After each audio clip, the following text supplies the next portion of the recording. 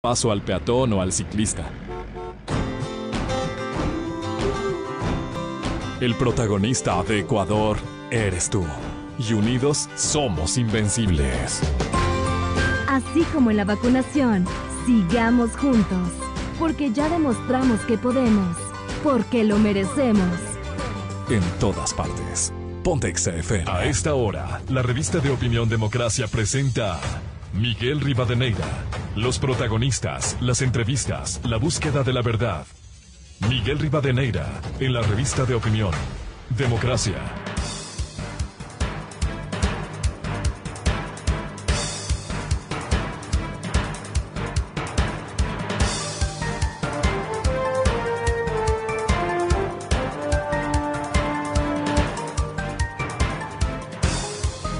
Siete con 19 minutos en el territorio continental ecuatoriano.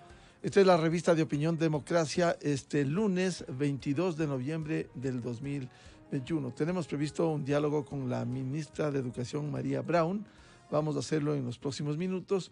Mientras tanto, queremos referirnos precisamente al tema educativo, en donde desde este lunes está previsto que paulatinamente, pero de forma obligatoria, haya el retorno a clases asistenciales en los establecimientos educativos. Esto ya ha venido ocurriendo en algunos establecimientos educativos, en otros empieza este lunes, algunos lo hacen lunes y martes de manera alternada, pero ya el país cuenta con este proceso muy importante. Queremos saludar precisamente a la ministra de Educación, María Brown. Gracias por atender a la revista de opinión Democracia. Quisiera iniciar. Hemos visto y hemos verificado para esta entrevista, hay establecimientos que lo están haciendo hoy lunes y martes, esto irá de manera progresiva, pero hay algunas inquietudes respecto de la situación de algunas escuelas, sabiendo que hay limitaciones en lo económico, el Ministerio de Educación, pese al crecimiento que ha habido en la entrega de recursos, pero hay serias limitaciones. Esto se arrastra en un proceso en el que ha caído el sistema educativo. Pero hay dos temas con el que quiero iniciar este diálogo con la ministra Brown. Lo uno, el tema de infraestructura, y el otro de contenidos. Hay preocupaciones respecto del nuevo contacto con chicas y chicos en las aulas, convencidos de que la infraestructura habrá que hacerlo de acuerdo con los recursos. Ya hablaremos también del presupuesto del 2022, pero también de los contenidos. Y en los contenidos hay una deuda pendiente en el país, que esto no es solo de hoy o de ayer, el mejorar la calidad de la educación. Convencidos de que si no cambia la educación, no soñemos con un país diferente. Tiene que cambiar la educación. ¿Cómo vamos a este proceso, ministra Brown? Muy buen día, gracias por atender a la revista de Opinión Democracia. Muy buenos días, Miguel. Muchas gracias por el espacio y por la invitación. Efectivamente, este retorno a la presencialidad es una de las principales estrategias para recuperar la educación. Así lo han dicho varios organismos de cooperación internacional, las Naciones Unidas, la CEPAL, una posible crisis generacional que se ha generado en materia educativa, un rezago de alrededor de 11 años en Latinoamérica y el Caribe, de acuerdo a CEPAL, en materia educativa.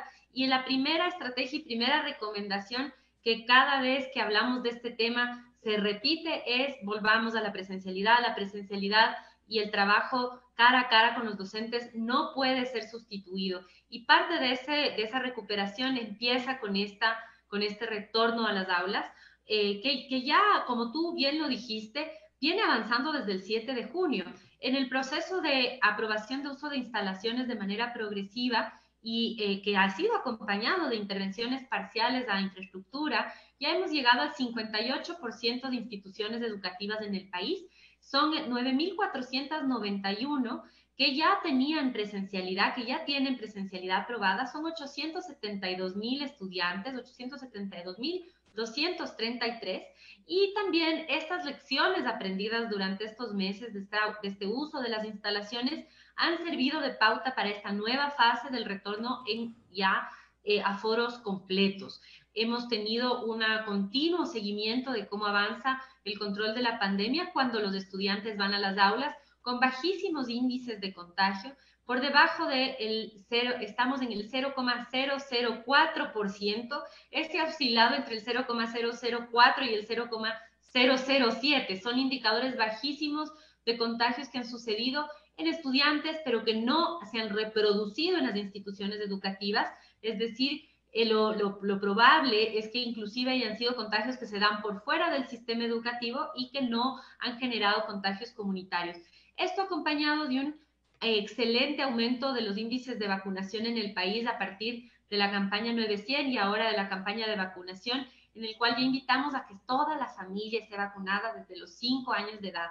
En la población de 12 a 17 años hasta el 18 de noviembre ya teníamos un primer grupo de una primera dosis aplicada al 78.39%. Esto se sumarán todas las personas que se vacunaron durante este fin de semana en los puntos de vacunación masiva que han sido instalados como parte de la estrategia anunciada por el presidente de la República para llegar a la inmunidad colectiva al 85% con las 2 dosis de la población vacunable hasta diciembre. Y el inicio de la aplicación de la vacuna a población de 5 a 11 años, llegando hasta este 18 de noviembre ya con primera dosis al 49.33%. Estos factores, junto con el avance del control epidemiológico, la experiencia que tenemos en el uso de las instalaciones, nos permite regresar a clases en esta segunda fase que tiene algunas etapas. Una primera etapa inicia el día de hoy con los bachilleratos técnicos y rurales, que son el menor número a nivel nacional, y muchos de ellos incluso ya tenían presencialidad, porque ellos tienen, sobre todo los bachilleratos técnicos, tienen como parte de su malla curricular la formación en centros de trabajo. Recordemos que son bachillerato técnico agropecuario, industrial, y requieren hacer las prácticas en los laboratorios que están dentro de las instituciones educativas. Un segundo grupo se suma a este retorno al 100% de aforo a partir del 6 de diciembre, una vez el cantón alcance el 85% de la población entre 12 a 17 años vacunada para la básica superior y el bachillerato. Los cantones que no tengan ese indicador, ese índice de vacunación, podrán incorporarse a este retorno al 100% de aforo una vez que alcancen ese 85%, 14 días después, y allí iremos incrementando hasta el próximo año. Y el 17 de enero esperamos ya un retorno completo, toda vez que habremos llegado a esa inmunidad colectiva anunciada por el presidente de la República. Nos quedaría pendiente definir la fecha de los niños de 3 y 4 años, que se anunciará una vez que iniciemos el proceso de vacunación con este rango etario, y también se guardarán las mismas condiciones. En los grupos etarios en donde todavía no retornemos al aforo completo, continuamos con el plan de continuidad educativa voluntario y progresivo, continuamos aprobando los PICES para esos grupos etarios y manteniendo las medidas de bioseguridad. A toda la ciudadanía recordar que debemos continuar utilizando siempre la mascarilla dentro de la institución educativa de manera permanente, el lavado constante de manos, propender hacia actividades fuera del aula, tener ventilación dentro de las aulas y flexibilizar el horario, como lo dice el lineamiento, para que el uso de las instalaciones, sobre todo en las áreas de uso común, sea alternado y no haya grupos grandes de estudiantes que los usan de manera simultánea. Ministra Brown, para estar absolutamente claros con su explicación, ¿significa que tiene que haber ese 85% de la inmunidad colectiva para pasar a la siguiente fase y avanzar en el proceso de retorno pleno el 17 de enero? Así es. Está condicionado al 85% de la vacunación en el grupo etario que corresponda para que podamos utilizar las aulas ya con ese aforo pleno que tú mencionas, Miguel. Esta es la condición indispensable que se ha definido con el Ministerio de Salud Pública para poder garantizar la seguridad de los estudiantes. Y para esto, por supuesto, dependemos de ustedes, de la ciudadanía, que pueda acudir a estos puntos de vacunación que ahora están instalados a nivel nacional. En todos los centros de salud pueden ir a vacunarse. También pueden vacunarse en los centros de vacunación masiva que están publicados en la página web del Ministerio de Salud Pública. ¿En los establecimientos educativos también habrá proceso de vacunación para continuar con los chicos? Sí, todavía también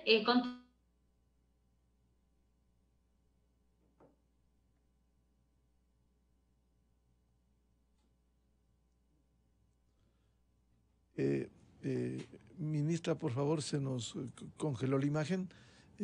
Queremos retomar este diálogo. Vamos a llamarla vía telefónica para ajustar. Muy importante lo que ha anunciado la ministra de Educación, María Abraún. Hay un proceso. Creo que seguimos, ministra. Sí, Miguel, yo te escucho. No sé si se cortó un poco en Sí. algún momento. Les mencionaba que precisamente seguiremos haciendo convocatorias desde el Ministerio de Educación a los niños y jóvenes por institución educativa para que acudan a los distintos puntos que se han destinado para la vacunación. ¿Cómo están los establecimientos educativos? Sabemos la tarea titánica frente a las necesidades inmensas de recursos. Este domingo uno de los asesores del Ministerio de Educación decía que habría necesidad de 650 millones de dólares. ¿Cómo conseguir eso para poner en pleno funcionamiento algo que se ha deteriorado por estos 20 meses de la pandemia, que es inevitable, ministra? Miguel, hemos sido súper transparentes desde el inicio de la gestión en cuál es el estado de situación de la infraestructura educativa. Se hizo un paneo nacional identificando el estado de cada institución fiscal y tenemos una cuantificación que es la que tú mencionas, que había también dicho Gabriel Casañas en una entrevista, que es el subsecretario de Administración Escolar, que son 650 millones. Ahora, esos 650 millones de dólares serían los requeridos para poner a todas las instituciones en perfecto estado. Para el inicio a clases, lo que buscamos es garantizar las condiciones mínimas, que sean seguras, que no representen un riesgo para los estudiantes y que cuenten con lo indispensable. Hemos identificado cuáles instituciones no tienen estas características, que son algunas en el país.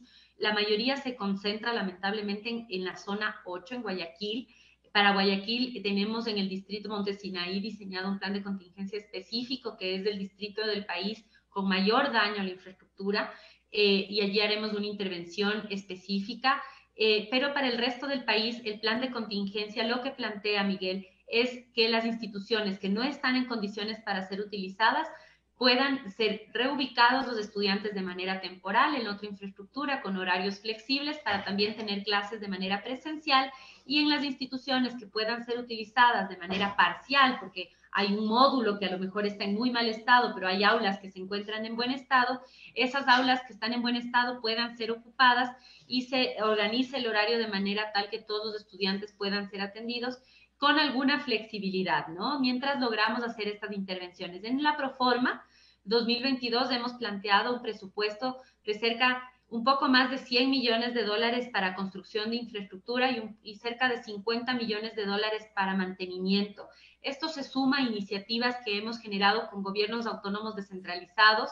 Los principales convenios que tenemos al momento están en Quito y en Guayaquil. En Guayaquil tenemos un convenio para intervención en 20 infraestructuras, en la ciudad de Quito para la readecuación de una institución educativa también en la ciudad, y en otros cantones más pequeños las municipalidades están ayudando en convenios de cooperación con el ministerio con la dotación de agua, saneamiento. El sector privado se ha sumado a través de la estrategia Padrino Una Escuela. Hemos ya intervenido en estos 6 meses en cerca de 1,000 instituciones educativas también con fondos privados. Para llegar lo más rápido a la meta, Miguel, la meta es tener las instituciones de la manera mejor, más adecuada posible, con las mejores características posibles para los estudiantes.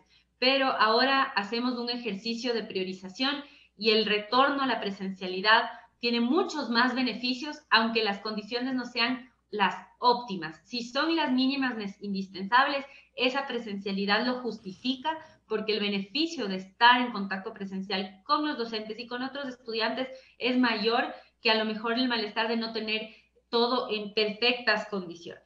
Ministra Abraún, vamos a profundizar lo de la Proforma del 2022, que asciende a aproximadamente 3.400 millones de dólares, pero quisiera que nos ilustre usted cómo llegan los docentes preparados para este día, a fin, los que van a recibir a partir de hoy, porque como bien decía usted, ya se viene desde junio pasado en este trabajo paulatino y permanente.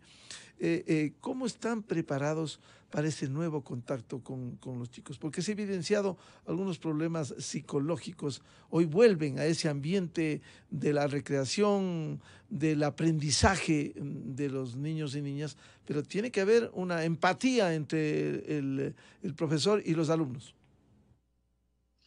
Sí, Miguel, los docentes, yo creo la gran mayoría con los que hemos conversado, están contentos de volver a la presencialidad porque de hecho ellos están formados y han trabajado muchísimos años en esta modalidad y más bien debieron adecuarse a la educación a distancia. Por tanto, saben cómo reaccionar y responder mejor de manera presencial. Hemos en paralelo lanzado procesos de capacitación en línea en materia de primeros auxilios socioemocionales. Continuaremos haciendo intervenciones que tienen que ver con esto, con la salud mental, no solamente de los estudiantes, sino también de los docentes.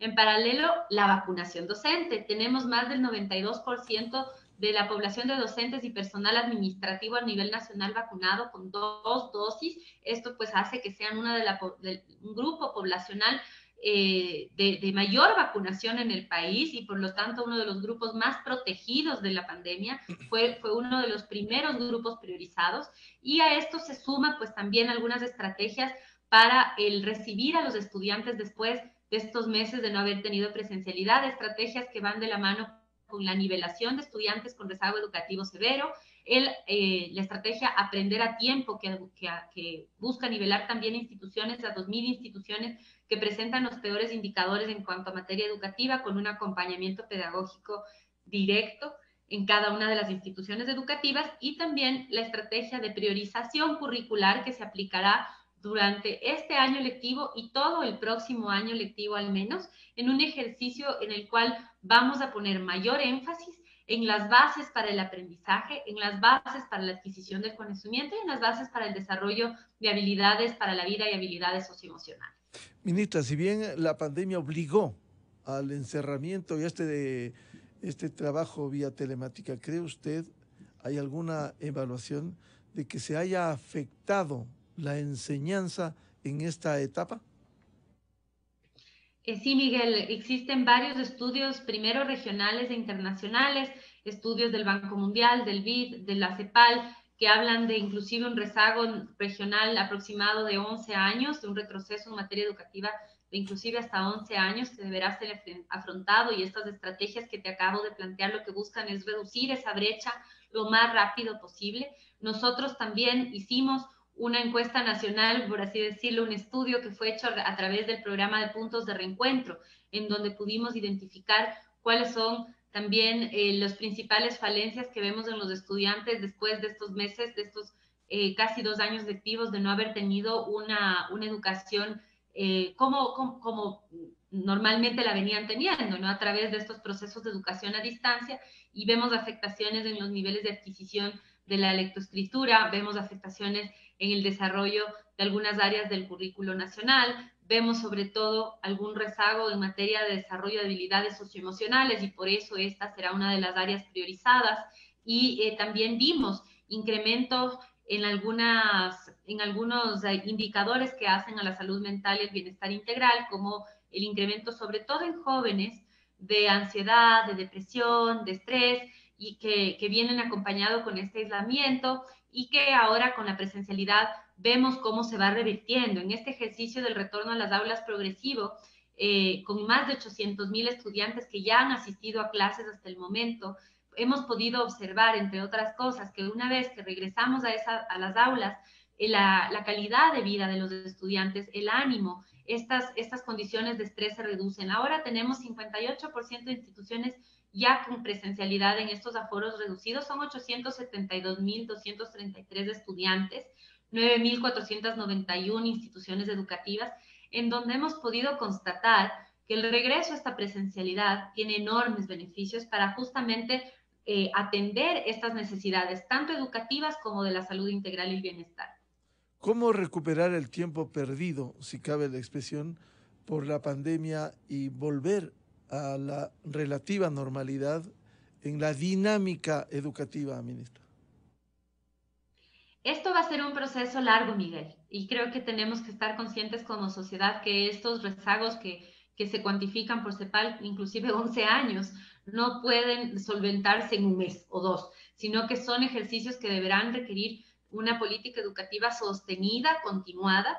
Ahora mismo nosotros debemos construir propuestas sobre la base de lo que ya estaba construido, y por lo tanto el currículo nacional se mantiene vigente y lo que estamos haciendo es una priorización del currículo nacional en donde vamos a afrontar como prioritarias 4 áreas. El área de desarrollo del pensamiento lógico, matemático y pensamiento crítico, el área de la adquisición de las habilidades lectoescritoras y de lectura comprensiva.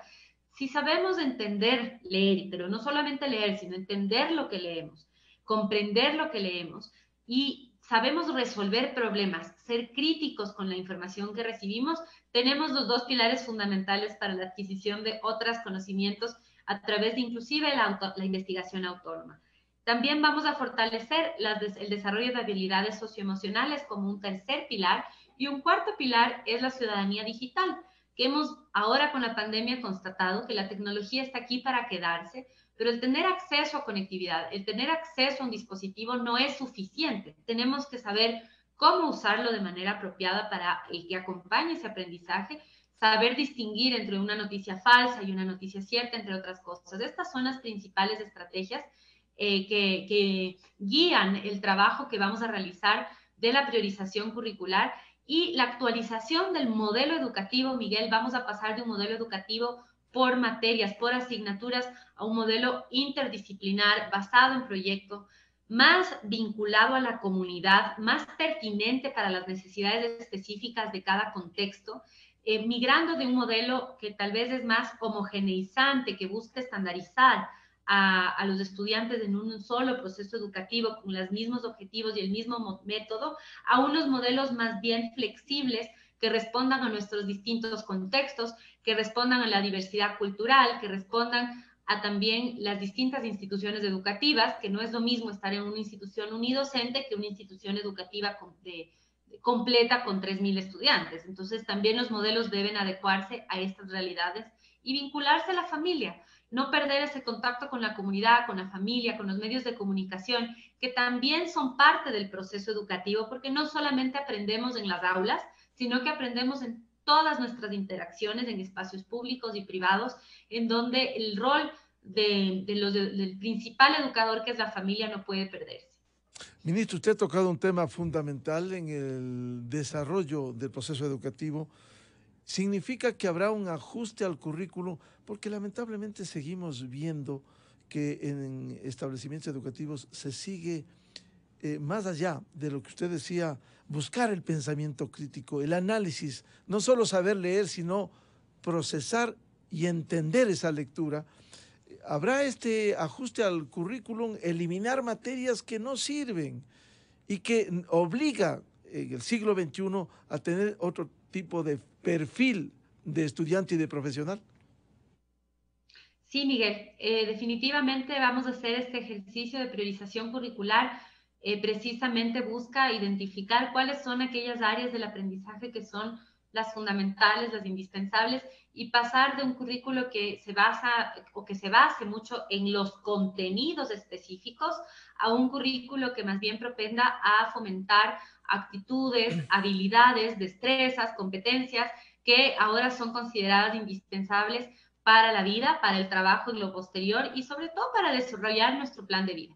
Este cambio, Miguel, no es solamente en papel. Nosotros vamos a trabajar, por supuesto, en esta priorización curricular y en el diseño del nuevo modelo pedagógico que está bastante avanzado, estamos próximos a presentarlo, pero estos elementos no cambian solamente por lo que se escribe o se dicta en un papel o a través de un acuerdo ministerial, sino que son cambios que se deben ir dando de manera progresiva, acompañados de un proceso de formación docente.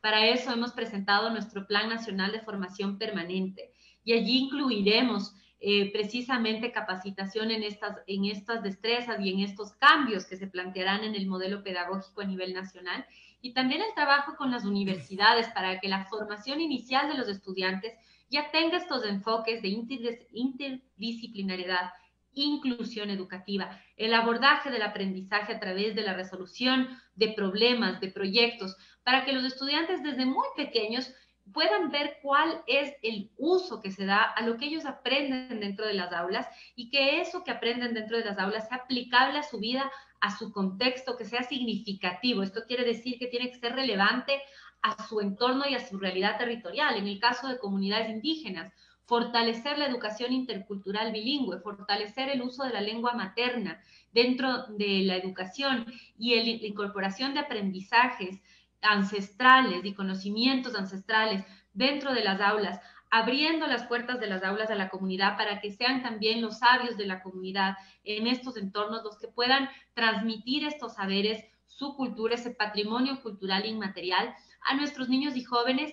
Nuestro país es muy rico en diversidad étnica, cultural y lingüística, y la educación debe también formar parte de una estrategia de preservación, conservación y salvaguarda de ese patrimonio, y por lo tanto también esto será un cambio importante en el enfoque que estamos dando a nuestro plan de estudios, a nuestro trabajo y nuestra planificación. Ministra Brown, parte de este proceso de cambio es fundamental los docentes. ¿Cómo se está interactuando no solo en la formación docente, en la actualización, en esta dinámica tan cambiante hoy en el mundo? ¿Cómo se está interactuando con los docentes a fin de que se adecuen a este proceso? Los docentes, Miguel, son realmente el corazón de la educación. La calidad educativa, por supuesto, pasa por la infraestructura, es muy importante, pero realmente un buen docente puede dar clases hasta abajo de un árbol. Hemos visto en la historia de la humanidad cómo los principales educadores no requieren necesariamente de una gran infraestructura, sino de una gran capacidad y sobre todo de lo que tienen nuestros docentes, que es una gran pasión, un gran amor por lo que hacen, una vocación por la educación. Con ellos, parte de nuestro trabajo y enmarcado en ese eje fuertes que habíamos establecido como una de nuestras líneas, de nuestros 5 ejes de trabajo para los próximos 4 años, es el fortalecimiento de la planta docente. Y tenemos varias líneas allí para fortalecerla. Una es el lanzamiento de este Plan Nacional de Formación Permanente que hemos estado desarrollando con los docentes en talleres a nivel nacional con la participación de más de 30,000 docentes en grupos de trabajo para establecer hacia dónde quieren que cambie la formación permanente, establecer itinerarios de formación que respondan a su plan de vida, pero también respondan a este cambio del modelo educativo. Un segundo elemento es el proceso de contratación y estabilidad laboral de los docentes. Tenemos que continuar abriendo concursos de méritos y oposición para que la mayor cantidad de docentes del sistema educativo nacional pueda contar con un nombramiento definitivo, garantizándole así poder acceder al escalafón y a una mejor carrera profesional dentro del Magisterio Nacional. Para ello hemos culminado el concurso Quiero Ser Maestro 7, han ganado 6,847 docentes, de ellos 5,507 son docentes que ya tenían un nombramiento provisional o un contrato, y para otros docentes hemos lanzado para la sustitución de vacantes varios procesos de contratación a través de nombramientos provisionales y contratos ocasionales en Educa Empleo. Estos procesos han abierto más de 1,400 vacantes y ahora mismo también estamos en un proceso de inicio de contratación de docentes jubilados en más de 1,900 docentes. Adicionalmente, hemos hecho el primer proceso de sectorización docente luego de 5 años en varias fases, un proceso de sectorización que pasa primero, ahí ya pasó el primer grupo de régimen sierra, estamos en proceso de iniciar el régimen costa y vamos a continuar con un segundo grupo de régimen sierra hasta enero, permitiendo a docentes que por años han buscado trasladarse de una institución a otra, de una ciudad a otra, para que puedan hacerlo. Y finalmente con estrategias como la carnetización docente, algo que se había planteado, Miguel, por años y que no se ha cumplido. Estamos próximos a terminar nuestro carnet virtual para poder tener el primer carnet docente luego de años de que esto se había planteado como un beneficio adicional a los docentes y no se había cumplido. Estas son algunas de las estrategias, Miguel, pero el trabajo con los docentes debe ser continuo y no se agota en estas estrategias, pero sí son algunas de las cuales quería mencionar. Ministra, es importante este proceso de formación, de capacitación de los docentes, que debe ir acompañado de la parte económica. ¿Cuándo se corrige esas distorsiones? Cuando en los presupuestos ha habido parte del gasto para infraestructura que ha habido que destinar al gasto corriente para pagar a los maestros. ¿Cuándo se arregla esto? Miguel, Eso es un elemento fundamental, el poder ordenar la casa, transparentar las finanzas, y precisamente en la proforma que está en este momento en debate en la Asamblea, se plantea un presupuesto para el Ministerio de Educación, que es distinto, es parte del presupuesto global de educación, pero el presupuesto específico para el Ministerio de Educación, que no incluye a la Secretaría de Educación Superior y que no incluye otras instancias educativas, sino que es específico para el ministerio, plantea un incremento del 17% respecto al presupuesto codificado para el año 2021. En el año 2021 tenemos pues un presupuesto codificado de 2.905 millones, y la proforma actualmente para el Ministerio de Educación plantea 3.410 millones. De estos 3.410 millones, 3.158 son gasto corriente, es decir, la gran mayoría es gasto corriente, y 251 millones es gasto de inversión. En lo que es gasto corriente ya hemos colocado el 100% de los salarios. Hasta la proforma 2021 y en el presupuesto 2021, parte de los salarios se encontraba en inversión, y esto distorsiona el presupuesto porque los salarios son un gasto permanente, y en esta proforma se plantea la continuidad e incluso el incremento de las partidas docentes. Por lo tanto, el presupuesto para docentes se incrementa. Y por otro lado, esto hace que se ordenen las finanzas. Y en el gasto de inversión, en esos 251 millones, más de 100.000 están priorizados para infraestructura, nueva infraestructura educativa.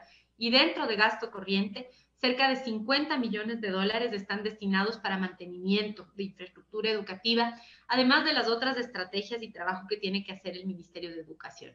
En educación siempre podemos hacer más, siempre podemos pensar en cómo seguir fortaleciendo, incrementando el aporte del presupuesto de educación, pero en el contexto en el que vivimos actualmente, con el monto total de la proforma, la participación que tiene la educación dentro de esa proforma es, sin lugar a duda, prioritaria. Vemos que se ha priorizado en el presupuesto, como bien lo había anunciado el señor presidente, en salud, en educación y en seguridad, que son pues prioritarias para el país. En materia de seguridad, una prioridad que actualmente es ineludible y que ha sido pues también puesta en la primer fila de las prioridades por el presidente, asumida personalmente por él a través de este convenio y este pacto que se ha logrado por la seguridad a nivel nacional.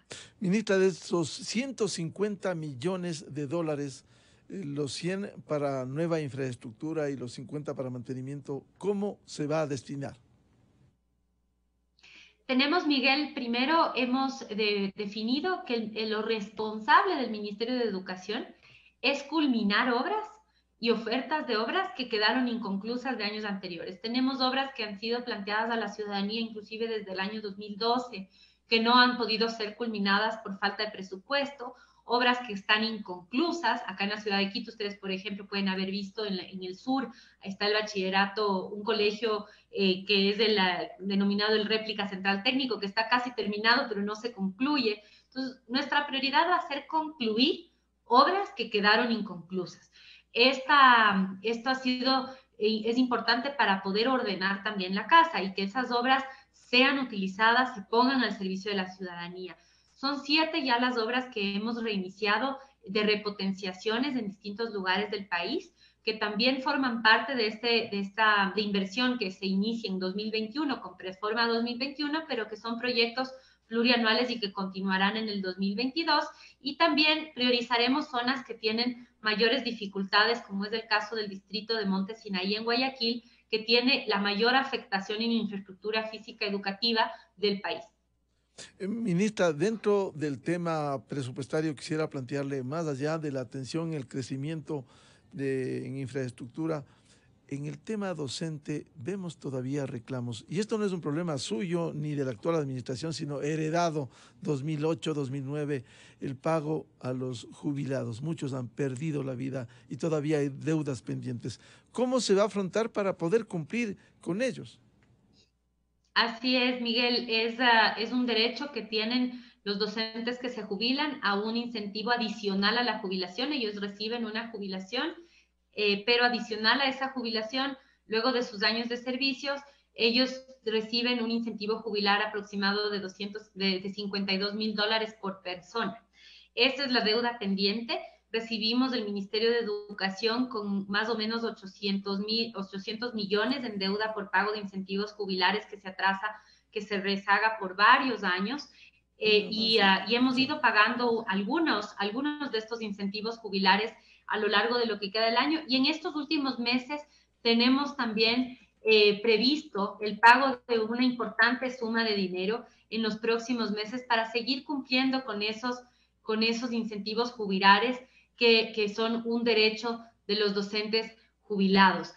Ahora mismo tenemos previsto antes del mes de diciembre el pago de $23 millones en bonos por incentivos jubilares, tanto para los docentes jubilados que se acogen al Acuerdo Ministerial 185 como los docentes que se acogen al Acuerdo Interministerial 144, son 23 millones en total.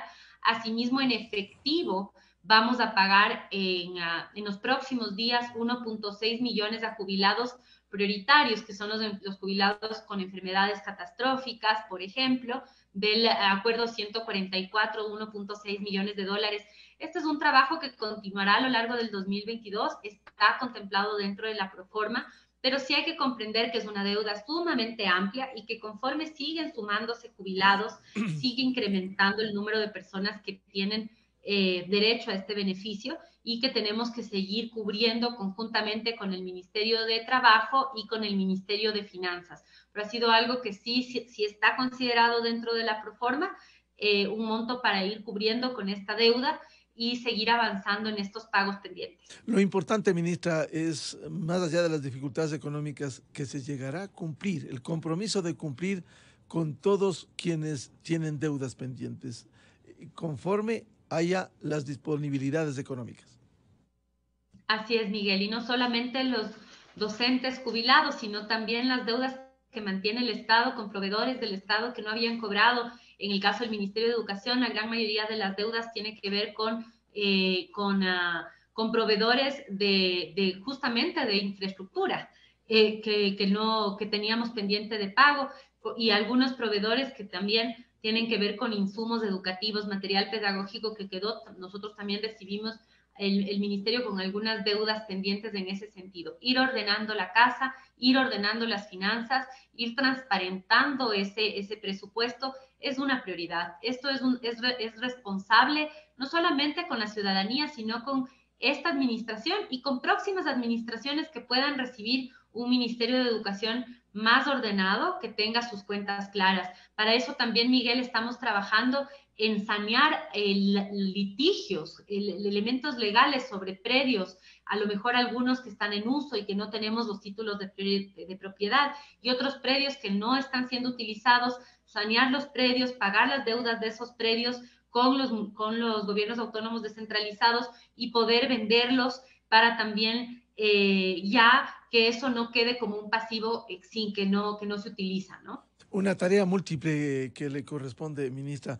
Queremos agradecerle su atención, no sin antes pedirle un mensaje a quienes están en este proceso de retorno a clases, clases presenciales, a fin de que sea lo mejor posible y se retome la senda de la enseñanza-aprendizaje. Gracias, Miguel, y a toda la ciudadanía. Mantengamos las medidas de bioseguridad, mantengamos el uso de la mascarilla. Hemos podido constatar que los principales brotes y contagios de COVID se han dado en espacios de uso común, en fiestas, en espacios públicos en donde relajamos las medidas de bioseguridad. No son los espacios de trabajo y los espacios educativos en donde corremos mayor riesgo, sino en estos espacios más bien públicos en donde les pedimos ser cuidadosos. Estamos cerca de llegar a esa meta que ha planteado el presidente de la inmunidad colectiva del 85%, un último esfuerzo, y a los niños y jóvenes y las familias de los niños y jóvenes, una familia vacunada es una familia segura. En todos los centros de salud a nivel nacional y en los puntos de vacunación masiva estamos vacunando a niños desde los 5 años de edad. Acudan a los centros de vacunación. Esto nos permitirá el 6 de diciembre retornar en más cantones a nivel nacional a esta normalidad de la educación, garantizando también la continuidad educativa y una mejor calidad educativa. Muchas gracias, Miguel, por el espacio y que tengan un feliz día. Siempre será importante conversar con usted, con la ministra de Educación, convencidos de que si no cambia la educación, no va a cambiar este país. No soñemos con eso, aunque debemos seguir con esos desafíos utópicos. Ministra, muy amable su atención. Muy buen día.